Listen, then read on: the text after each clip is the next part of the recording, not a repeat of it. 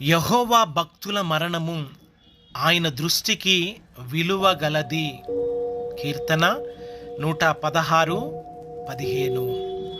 ఇక్కడ మన ప్రభువైన యేసుక్రీస్తు వారు ఆయనను నమ్ముకొని ఆయనను వెంబడించి పరిశుద్ధముగా పవిత్రముగా జీవిస్తూ తమ జీవన యాత్రను ముగించి మరణించిన తన యొక్క ప్రజల బిడల సేవకుల మరణము ఆయన దృష్టికి ఎంతో విలువైనదిగా మన ప్రభువు మనకు తెలియజేస్తూ ఉన్నాడు. క్రీస్తు రక్తములో కడగబడి పవిత్రపరచబడిన వారి జీవితాలు, వారి యొక్క మరణము కూడా ఆయనకు ఎంతో ప్రీతికరముగా ఉంటున్నది అని ప్రభు మనతో మాట్లాడుతూ ఉన్నాడు.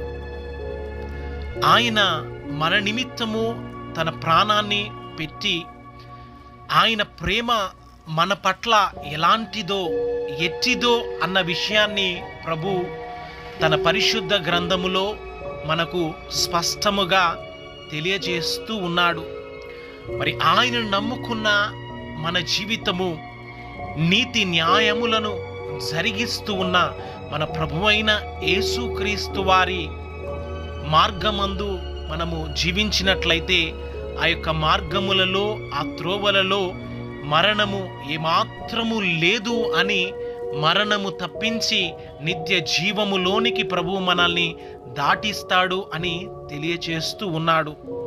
ప్రభు నీ నిమిత్తము నా నిమిత్తము మరణించి ఉంటూ ఉండగా మరణము ఆయనను ఏమాత్రము బంధించి ఉంచుట అసాధ్యము అని యొక్క సర్వ మానవాళి మరణము వెనుక దాగి ఉంటూ ఉండగా, మరణమా నీ ముళ్ళు ఎక్కడా, నీ విజయము ఎక్కడా అని మరణమును గెలిచి మరణ పునరుద్ధానుడుగా తిరిగి లేచిన మన ప్రభువైన యేసుక్రీస్తు వారు అని, మరి యేసయ్య మన కొరకు తన ప్రాణాన్ని పెట్టి ఆయన తన ప్రాణము ద్వారా మనల్ని జీవింపచేస్తూ ఉన్నాడు అన్న సత్యాన్ని నీవు ఈ యొక్క సమయములో నీ హృదయముతో నీవు స్వీకరించి క్రీస్తు ప్రభుతో నీవు జీవించున్నట్లు మరణ భయము నుంచి విడిపించగలిగిన విమోచించగలిగిన మన ప్రభువైన యేసుక్రీస్తు వారిని నీవు